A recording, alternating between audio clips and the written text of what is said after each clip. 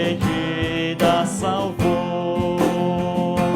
Paciência e graça Jesus tem sem fim, 1000 vezes mais que um próprio Pai. E dos teus pecados te livra também, louvores sem fim entoai. Tu podes confiar nele sem duvidar, de dia e de noite invocar. Na luta a vitória ou no fracassar, sim, podes com ele contar. Paciência e graça Jesus tem sem fim, 1000 vezes mais que um próprio Pai.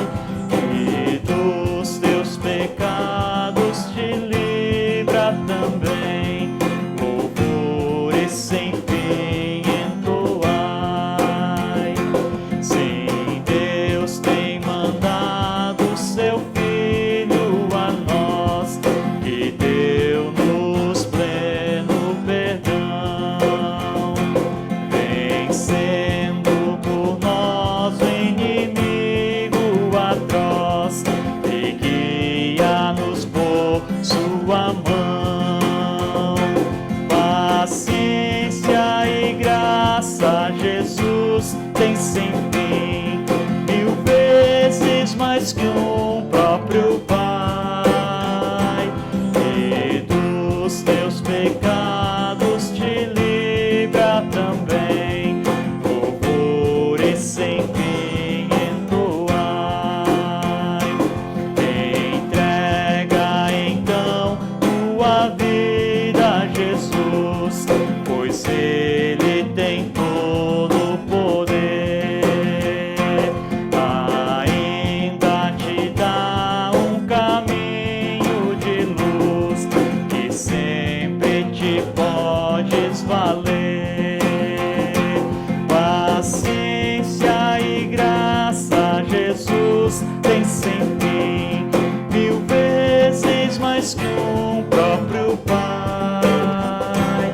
E dos teus pecados te livra também, louvores sem fim entoai.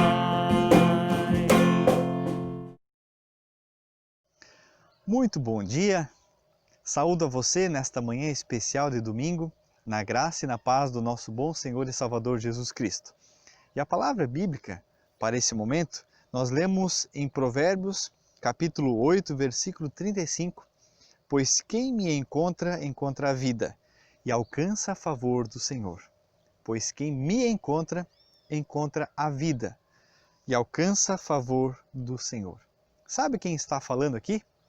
Sabe qual é o personagem desse texto? É a sabedoria. Sim, sabedoria não é uma pessoa, mas aqui nesse momento, no livro de Provérbios, é como se ela fosse personificada, como se ela fosse uma pessoa que falasse às demais pessoas. E o convite é: quem me encontra, encontra a vida e alcança o favor do Senhor, o favor de Deus. Nós sabemos que o livro de Provérbios é um livro, na sua maioria, escrita, na sua maior parte escrita por Salomão, e lá no início nós temos a chave para a interpretação de todo o livro, onde é dito que o temor do Senhor é o princípio da sabedoria. E aqui no capítulo 8, e o entorno dele, exatamente é como se fosse agora a sabedoria uma pessoa que convidasse, dizendo: gente, eu estou aqui, busquem a mim, clamem por mim, procurem por mim, porque se vocês me encontrarem, vocês encontrarão o favor do Senhor, vocês receberão, vocês alcançarão o favor de Deus. Em outras palavras, é mais do mesmo, onde o Senhor nos convida a olhar para Ele, a buscar dele a orientação para a nossa vida, a ter nele a esperança para a nossa vida aqui nesse mundo, sabendo que em qualquer outro elemento que nós buscarmos o sentido para a nossa vida, nós não o encontraremos. Mas se buscarmos nesse Deus, cujo temor a Ele é o princípio do saber, temos um jeito sábio de viver e uma forma de viver que nos leve a algum lugar, nos leva à eternidade com Deus. Convido a você nessa manhã a buscar esse Deus, a louvar esse Deus, a ouvir esse Deus falar ao teu coração. Vamos orar? Querido e bondoso Deus, obrigado que também mais neste dia nós temos a oportunidade, Senhor, de ouvirmos a Tua palavra, de ouvirmos ao Senhor. Por isso, com um coração receptivo, nos colocamos na Tua presença, Senhor Deus, para ouvir o que Tu queres da nossa vida. Que o Senhor venha falar ao nosso coração, que o Senhor, mediante o Seu Espírito Santo, venha nos dirigir os passos, guiar a nossa vida, Senhor Deus, para que nós tenhamos entendimento. Nós queremos e buscamos pelo favor do Senhor. Por isso nos prostramos diante do Senhor com o coração aberto para ouvir o que o Senhor quer falar. Abençoe a nossa vida, abençoe a nossa família. É o que nós te pedimos orando em nome de Jesus. Amém. Convido você agora a um momento de louvor a esse nosso bom e maravilhoso Deus.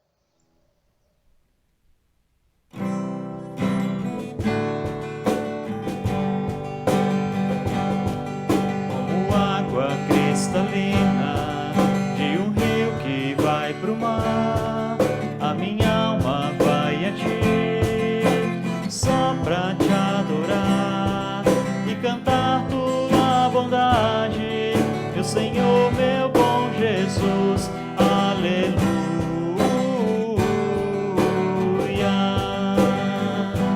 Ó minha alma, ao Senhor louvai,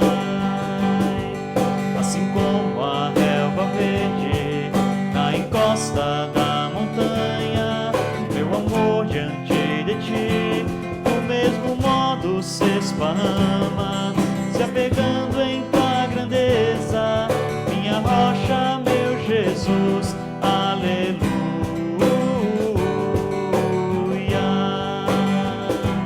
Ó minha alma, ao Senhor louvai,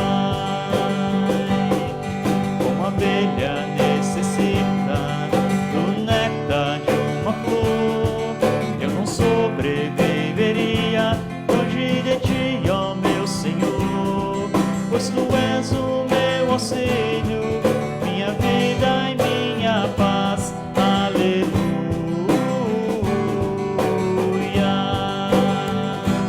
Ó minha alma, ao Senhor louvai, aleluia.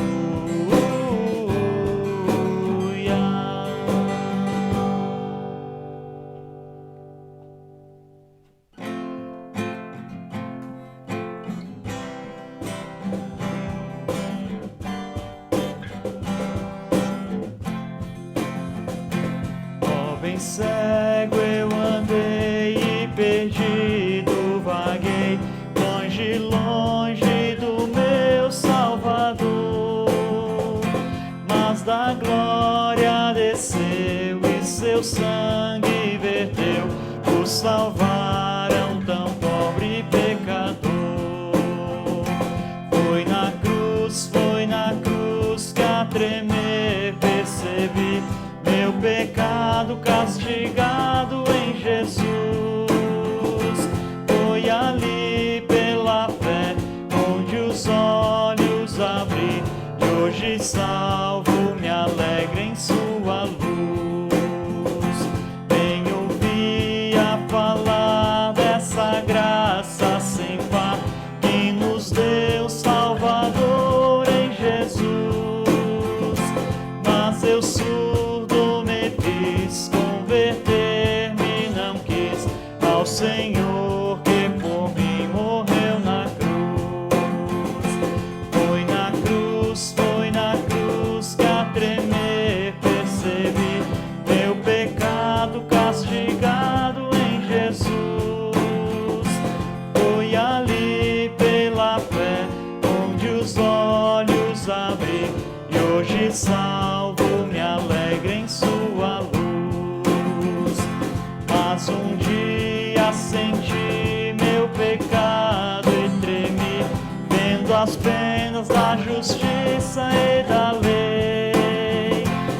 Apressado fugi, em Jesus me escondi, e refúgio seguro nele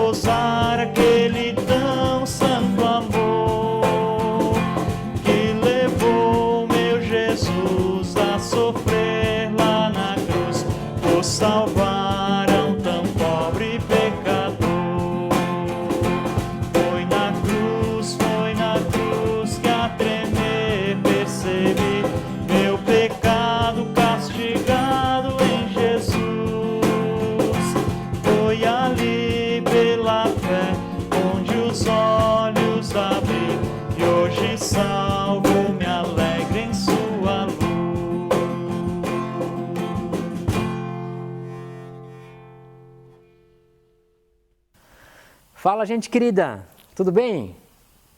Uma alegria muito grande nesta manhã poder compartilhar com vocês uma palavra bíblica e compartilhar algumas reflexões que eu tenho feito nesse tempo. Tenho trabalhado na Vila Nova alguns temas que têm ido ao encontro das famílias. As nossas famílias passaram por transformações muito grandes nos últimos tempos, não é mesmo? Lares se tornaram escolas, se tornaram escritórios de trabalho, se tornaram ambiente de entretenimento, porque nem de casa podia sair. Quanta coisa mudou e, em função disso, muitas crises surgiram dentro dos nossos lares. Por isso que ali dentro tem se mostrado de grande valia uma palavra chamada perdão. O perdão é indispensável nas nossas vidas. Um autor chamado Henry Nouwen disse o seguinte, que perdão é o amor praticado entre pessoas que amam defeituosamente. O perdão é uma espécie de amor que a gente expressa para quem nos ofende ou para que a gente expressa para quem nós ofendemos. Então o perdão ele é indispensável nos relacionamentos. Por mais que a gente deseje não precisar pedir perdão ou perdoar, é indispensável nos relacionamentos. Por isso, nesta manhã, vamos tratar de uma história bíblica que conta a história de perdão que houve naquela casa e naquela família. E, a partir dessa experiência, trazer alguns princípios para os nossos lares nesses dias. Então, eu te peço que você me acompanhe nessa leitura de Gênesis capítulo 33, versículos 1 até o 4. História conhecidíssima. Gênesis 33, versículo 1 até o 4. Lá diz assim: Levantando Jacó os olhos, viu que Esaú se aproximava, e com ele 400 homens. Então passou os filhos a Lia, a Raquel e as duas servas. Pôs as servas e seus filhos à frente, Lia e os seus filhos, e atrás deles e Raquel e José por últimos. E ele mesmo, adiantando-se, prostrou-se a terra 7 vezes, até aproximar-se de seu irmão.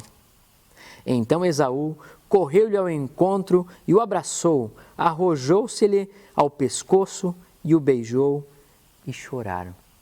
História conhecidíssima, história de Jacó e Esaú, essa história já que a gente já leu muitas vezes em livrinhos de crianças, e essa história para mim, especialmente esse texto, é um dos textos mais emocionantes da Bíblia, um dos reencontros mais maravilhosos que acontecem na Escritura Sagrada. Eles não estavam mais no mesmo teto, mas carregavam consigo uma mágoa de muito tempo. E naquele dia houve essa maravilhosa reconciliação. Em função da história de Jacó ser tão longa, a gente tem que dar algumas pinceladas e algumas partes importantes. E inicialmente a gente tem que lembrar do texto de Gênesis, capítulo 25 e 28, que ali nós iniciamos então esse primeiro ponto dessa mensagem. Família imperfeita. Olha só o que está escrito lá. Isaac preferiu Esaú, porque gostava de comer de suas caças. Rebeca preferia Jacó. Naquela casa imperfeita, havia um grande problema familiar. Os pais haviam selecionado um filho preferido. O Jacó era o preferidinho da mamãe, aprendeu a cozinhar. O Esaú era o preferidinho do papai, e o papai gostava de comer uma caça, né? Comer uma carne de caça, que agora a gente não pode mais ter por aqui, né? Mas ele gostava disso, e isso gerou um grave problema naquele lar. Porque a mãe tendia a proteger o Jacó e o pai tendia a proteger o Esaú. E aí, se a gente vai ler a história dessa família, a gente vai ver que houveram várias encrencas. O texto nos diz que lá desde a barriga do ventre da mãe, os filhos já se pegavam no soco lá. E cresceram, isso não foi diferente. O Jacó algumas vezes passou a perna no irmão dele, aconteceram N situações que geraram muita dificuldade. E a pior das situações foi um dia que a mãe se uniu a Jacó para passar a perna no irmão e no próprio marido, para ganhar a bênção no lugar daquele seu irmão. Uma história complicada de família. Pensa comigo, que família problemática. A gente olha para essa família e tem que acabar enxergando também a nossa própria, porque a nossa também não é perfeita. Por mais que nós amemos todos os filhos, a gente sempre tende a amar mais um do que o outro. Há situações complicadas entre os irmãos, as brigas que acontecem para lá e para cá. Não sei na sua casa, mas na minha tem muita briga entre as nossas meninas. Aquela família não era perfeita e também a minha e a sua não é. Caio Batista disse algo bem interessante. Ele disse: não existe família perfeita. O que existe é um Deus perfeito que trabalha com famílias imperfeitas. Às vezes a gente olha para a nossa casa e fica muito envergonhado, pensando: nossa, eu queria que os meus filhos fossem assim, eu queria que o meu marido fosse assim, eu queria que minha esposa fosse assim. E a gente alimenta uma ilusão de uma família que nem existe. Quando a gente vai olhar para a Escritura, a gente vai ver que as famílias também eram imperfeitas. Mas Deus usou aquelas casas e também usa as nossas. E por as famílias serem imperfeitas, é impossível não precisarmos utilizar perdão. Você que acha que sonha com uma família onde você não vai ser magoado, onde você não vai magoar alguém, eu quero dizer para você que essa família não existe. O perdão foi feito justamente para viabilizar os nossos relacionamentos. Alguns pensam: lá vem o missionário falando de perdão para incomodar a gente. Muito pelo contrário.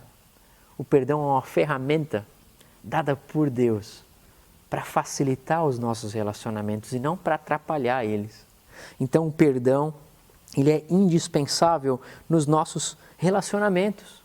Tanto o pedir perdão, como receber perdão. Ninguém se escapa de estar sempre em algum destes lados. Uma hora nós vamos errar e uma hora nós vamos ser ofendidos. É assim a realidade do assunto perdão. Precisamos do perdão. Então aquela família era imperfeita e lá precisava perdão. A minha e a sua família é imperfeita e nós também continuamos necessitando de perdão. Naquela casa, então, as coisas aconteceram e as coisas cada vez ficaram mais piores, a ponto de Jacó ter que fugir de casa. Jacó fugiu de casa porque o seu irmão queria matar ele. Pensa que tristeza. E o Jacó então foge de casa, sem saber direito para onde ele poderia ir. Ele estava desesperado. Atrás estava o irmão que queria matar ele e adiante de si havia um futuro incerto.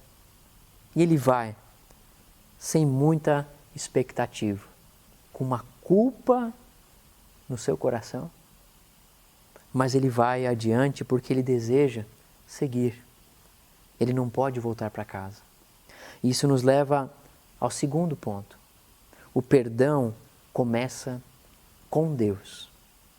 Quando Jacó está no deserto, sem muita expectativa do que iria acontecer, ele tem uma experiência com Deus. E naquela experiência com Deus, algumas coisas especiais aconteceram. A primeira delas era que em Deus ele tinha a oportunidade de perdão. Pensa comigo, ele aprontou, teve que fugir de casa. E fugir de casa era como se tivesse perdido Deus. Mais ou menos essa era a ideia que se tinha naquela época. E agora Deus encontra ele naquele deserto. Num deserto de culpa, num deserto de abandono. E lá Deus faz uma aliança com ele. E aí nessa reflexão do encontro com Deus, é justamente aquilo que eu e você podemos e devemos aprender. O assunto perdão precisa nos levar diante de Deus em primeiro lugar. Quando há situações com pessoas, o primeiro lugar que nós precisamos ir é em Deus. Porque perdão tem a ver com pecado. Por que nós precisamos pedir perdão para alguém? Porque a gente fez algo que prejudicou essa pessoa. Por isso é pecado. E por ser pecado, ele se torna uma espécie de empecilho entre nós e o próprio Deus. Por isso que o perdão precisa, em primeiro lugar, nos levar até Deus. E quem entendeu isso há muito tempo atrás foi o José. Lá em Gênesis capítulo 39, versículo 9, ele disse o seguinte: como eu poderia então cometer algo tão perverso e pecar contra Deus? Esse texto estava falando daquele momento onde a mulher do Potifar pediu para o José deitar com ela, mas ela era casada. E o José fala que não vai fazer isso, porque ele não quer pecar contra o seu patrão e contra o próprio Deus. A ofensa, ela tem um impacto direto em relação ao relacionamento com Deus. Não é assim, eu faço mal para alguém, viro as costas e amém, Jesus. Meu problema com as pessoas é um problema que impacta diretamente também com o meu relacionamento com Deus. Por isso precisa ser confessado, por isso precisa ser colocado em ordem diante de Deus. E o que chama a atenção é que aquela culpa perseguia ele. E o autor Maurício Zagari diz o seguinte, que essa era uma espécie de uma culpa boa. Ele diz que a culpa é boa porque ela age como um combustível para buscarmos a Deus. Por mais que a gente pense que peso na consciência, o sentimento de culpa seja uma coisa ruim, mas ele é uma espécie de instrumento evangelístico, porque ele nos aponta para o alívio. Quando a gente sente o pecado, quando a gente sente a culpa por um erro que a gente fez contra alguém, agradece a Deus, porque Deus está te mostrando a oportunidade para pedir perdão. Venha, eu te perdoo. Esta culpa, ela funciona como uma espécie de combustível para buscarmos a Deus. A gente aprende também com Jacó que é apenas em Deus que a gente pode encontrar o perdão que a gente precisa. Lá no Salmo 130, versículo 4, o Davi aprendeu isso e disse o seguinte: mas contigo está o perdão para que sejas temido. É só em Deus que a gente pode encontrar o alívio desta culpa. Se nós não temos a Deus, a gente só sente culpa, mas não sabe o que fazer com ela. Mas quando a gente encontra este Deus Todo-Poderoso, a gente encontra o perdão, o alívio para essa culpa. E lá em 1 João a gente vai ler o seguinte, 1 João capítulo 1, versículo 9, se confessarmos os nossos pecados, Ele é fiel e justo para nos perdoar os pecados e nos purificar de toda injustiça. O perdão está fundamentado no arrependimento. Se a gente se arrepende dos nossos pecados, se a gente se arrepende do erro que a gente causou a alguém, a gente pode sim esperar e receber o perdão. Isso é algo bem especial. Há muitas pessoas que caminham por este mundo, carregando as suas culpas por aquilo que fizeram. Quem já não fez coisas ruins nesse mundo? Mas poder encontrar em Deus o alívio e a força é algo que só Deus pode me proporcionar e pode te proporcionar. Contudo, não apenas experimentamos o sentimento de perdão em relação a Deus, mas Deus mesmo nos impulsiona para perdoar ou pedir perdão para quem a gente ofendeu. Não é meramente receber o perdão e ficar sentado na cadeira, mas é sim recebendo força e coragem para ir adiante, oportunizando e oferecendo perdão para quem está perto de nós. Maurício Zagari disse o seguinte: não perdoar é tentar implodir tudo aquilo que Jesus construiu na terra, inclusive você mesmo. Ele vai dizer que tudo aquilo que Deus criou neste mundo está fundamentado no tema perdão. Jesus morreu na cruz para nos oferecer o perdão. E quando a gente não quer perdoar alguém, é como se a gente estivesse implodindo ou destruindo a obra de Deus aqui neste mundo. Perdão não é meramente um comportamento, mas é uma ação direta do meu relacionamento com Deus. Isso é muito importante. Colossenses capítulo 3, versículo 13 nos diz: suportem-se uns aos outros e perdoem as queixas que tiverem uns com os outros. Perdoem como o Senhor lhes perdoou. Olha só, quando Jesus nos perdoa, Ele nos impulsiona para perdoar outros. Como nós vamos ver na história do credor incompassivo, ele foi perdoado de uma dívida bem grande. Mas quando tinha alguém que devia bem pouco para ele, ele não perdoou ele. E o rei chamou ele de ingrato. Como é que você pode não perdoar aquela pessoa que deve tão pouco, se eu te perdoei de uma dívida enorme? Quando a gente não perdoa alguém, a gente está sendo ingrato com o perdão que recebemos de Deus. Teve um autor que disse o seguinte, J. Murray: a prontidão em perdoar ou pedir perdão aos outros faz parte da indicação de que verdadeiramente nos arrependemos ou que verdadeiramente fomos perdoados por Deus. O fato de nós perdoarmos alguém é um sinal de que nós já fomos perdoados por Deus. Quando isso não acontece, pode ser um sinal de que a pessoa nem perdão de Deus experimentou de verdade na sua vida. Jacó passa por essa experiência de ter que se colocar diante de Deus e passa por esse processo de restauração. E o que me chama a atenção é que muito antes de ele ter esse encontro com o seu irmão, ele já desejava encontrar o seu irmão. Olha que interessante, lá em Gênesis capítulo 28, versículo 20 a 22, quando ele tem esse encontro com Deus, quando ele acabou de fugir de casa, ele diz o seguinte: se Deus estiver comigo e cuidar de mim nesta viagem que estou fazendo, prover-me a comida e a roupa e levar-me de volta em segurança à casa de meu pai, então o Senhor será o meu Deus. Quando estava fugindo de casa, ele tinha um propósito. Eu vou, mas eu desejo voltar um dia para a casa do meu pai. A reconciliação estava no seu horizonte, porque ele sabia que ir embora sem perdoar é levar a outra pessoa junto na mudança. A culpa vai junto, você pode fugir para o lugar que você quiser, mas quando há alguma coisa pendente com alguém, essa pessoa vai na mudança junto conosco. E não há sossego quando isso não estiver acertado. É assim, é essa a nossa vida, nós somos chamados para reconciliação. E quando tem alguma coisa pendente, não adianta a gente fugir, porque isso vai continuar buzinando nos nossos ouvidos. E que bom que isso continua falando ao nosso coração, porque se não falar mais, pode ser porque Deus já desistiu de falar conosco. Então, quando a gente ouve isso, e é interessante que o Jacó tinha este desejo. Ele desejava encontrar o seu irmão porque ele sabia que o tempo não apaga a necessidade do perdão. O tempo não apaga a necessidade do perdão. E aí o que acontece? Jacó, então, planeja esse reencontro com Esaú. E por isso que eu digo que é um encontro tão especial. Ele foge de casa, passa por um monte de dificuldades, encontrou um sogro chamado Labão. E esse sogro Labão, ele no fundo era bem parecido com o Jacó. Assim como o Jacó passou a perna no Esaú, o Labão passou a perna no Jacó. O pessoal fala mal da sogra? Lê a história do Labão que você vai mudar o conceito sobre sogro e sogra. Ele passou muita dificuldade, mas agora chegou neste momento onde ele podia reencontrar o seu irmão.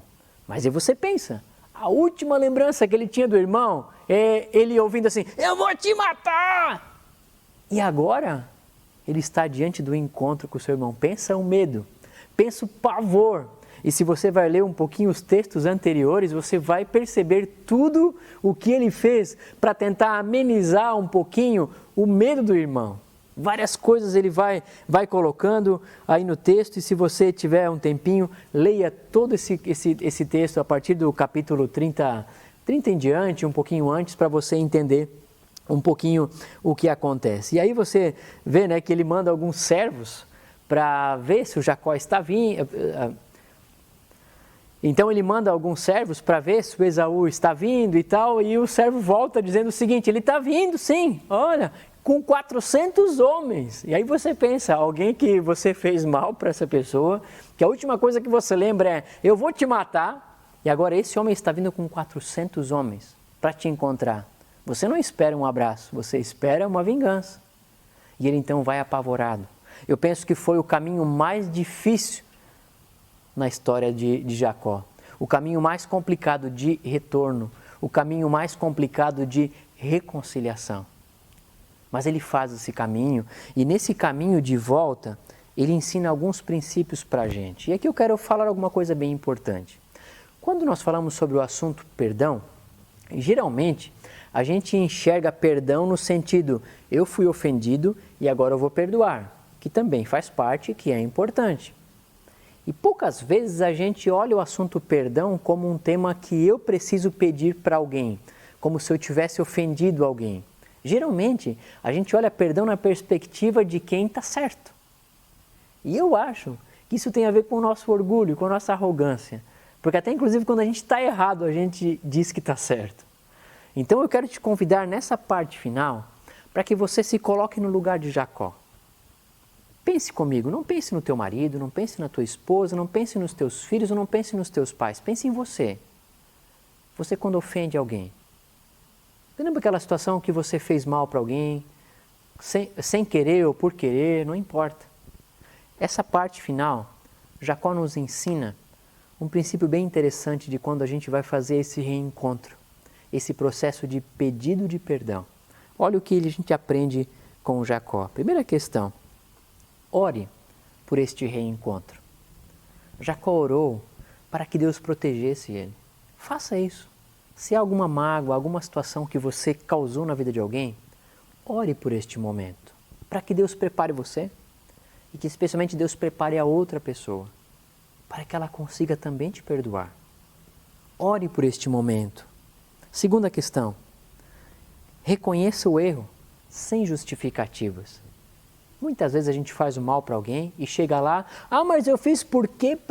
A gente vai justificando e na verdade não está se arrependendo de nada, né? Só está justificando o mal que fez.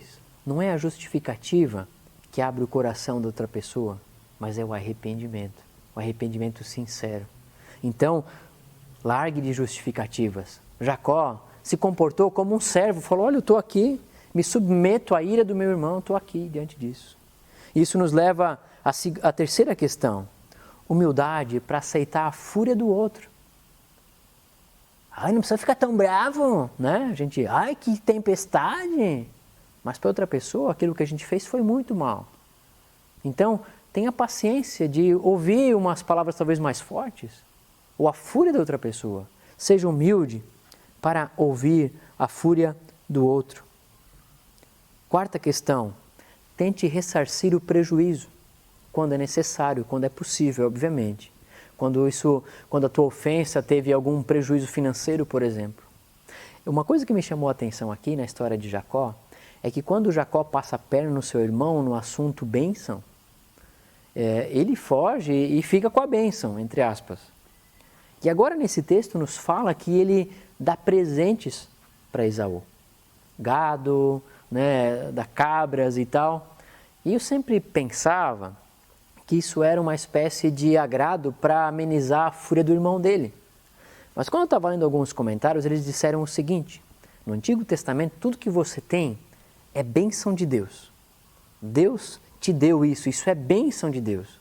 Então quando Jacó estava dando aqueles presentes para o irmão dele, é como se ele estivesse devolvendo a bênção que ele roubou. Dá para entender? O Jacó estava, de certa forma, ressarcindo o prejuízo na vida do seu irmão.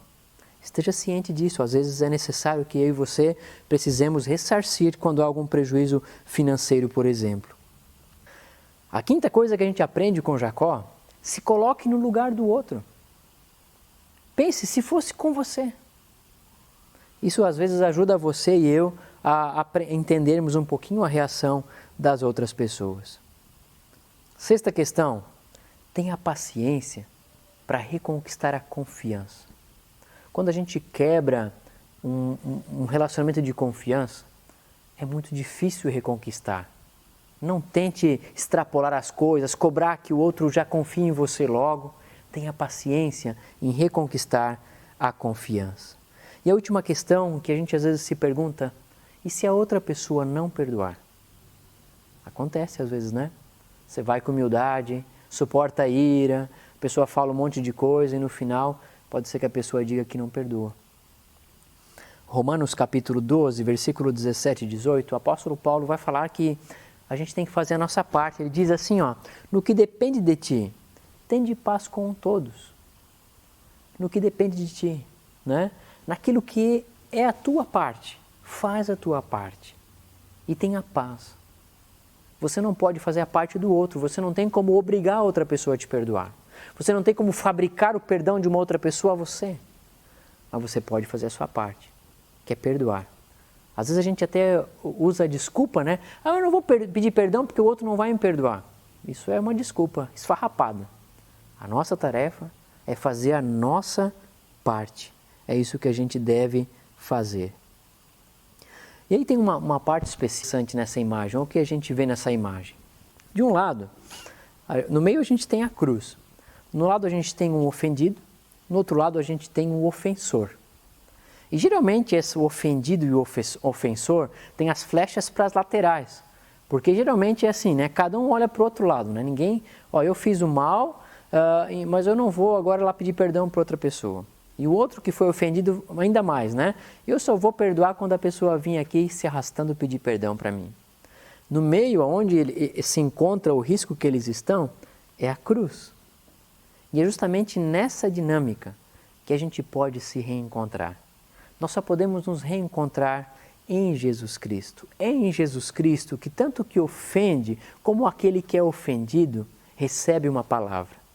Em Jesus Cristo, aquele que ofendeu vai poder chegar diante de Jesus e Jesus vai dizer, meu querido, poxa, tu fez errado, né? Eu te perdoo. E agora vai lá e pede perdão para a pessoa. O ofendido também vai chegar diante de Jesus. Jesus, essa pessoa fez mal para mim e está doendo. Jesus diz, eu sei que está doendo em você. Eu sinto por você.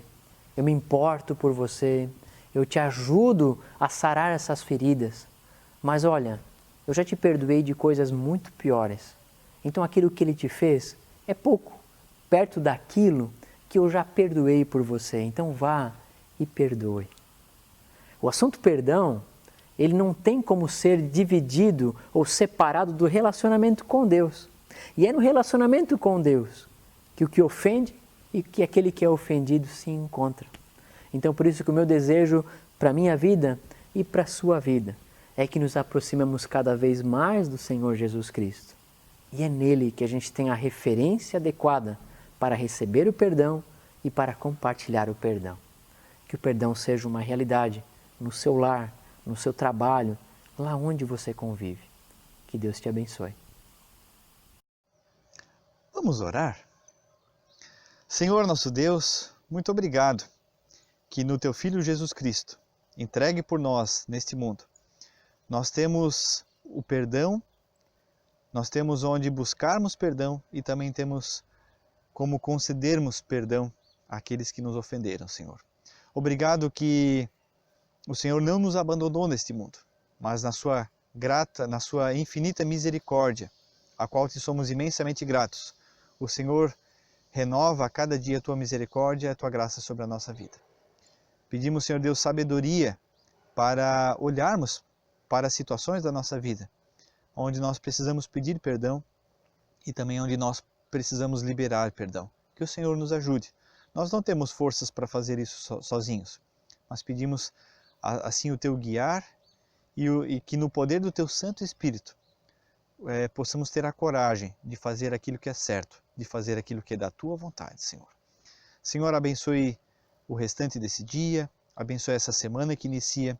Nós pedimos sabedoria para todos os momentos com os quais nos depararmos nessa semana, Senhor. Pedimos o Teu guiar e o Teu acompanhar, Senhor. Abençoe a nossa cidade, abençoe o nosso estado, o nosso país. Que o Senhor conceda a graça e a Tua direção e o temor ao Senhor a todos os nossos governantes, para que venham agir com sabedoria, com justiça, Senhor Deus, governando segundo a Tua vontade. E, Senhor Deus, que nenhum mal venha acontecer a eles. Nós pedimos assim pelas pessoas também que estão enfermas, pelas pessoas que estão enlutadas, pelas pessoas que têm algum outro tipo de sofrimento, Senhor. Que o Senhor conceda a Tua presença de forma bem real na vida de cada um, Senhor Deus. E assim o nosso coração derramamos na Tua presença e pedimos a Tua bênção. Por isso oramos em nome de Jesus. Amém. Também quero apenas lembrar que na terça-feira, às 20 horas, temos o nosso estudo bíblico no canal Melk Itaupava Central, no Facebook. Um pouquinho antes nós já entramos ao vivo. Quero convidar você e a tua família a participar. Temos estudado o livro de Miqueias, estamos quase no final e tem sido de uma forma bem especial, abençoadora para a vida também das pessoas que têm acompanhado. É um estudo bíblico sequencial e é especial quando nós podemos estudar a Bíblia de uma forma contínua, semana a semana um texto. Também quero aqui em nome da nossa comunidade agradecer por todos que têm ofertado, todos que têm contribuído também com aquilo que Deus tem proposto no teu coração. Obrigado por todo o mês de junho e continuamos com o nosso desafio adiante. Que Deus possa te abençoar. Se você gostaria de ofertar, os dados estão aí na tela. Que Deus te abençoe e que Ele te dê adiante também esse privilégio de servir com os teus bens. Vamos ainda louvar ao Senhor e com isso eu desejo que o Senhor abençoe a ti e a tua família nesta semana que inicia.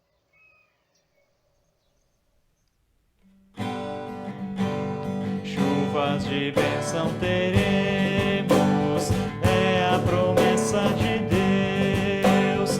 Tempos benditos veremos, chuvas de bênçãos dos céus. Chuvas de bênçãos dos céus.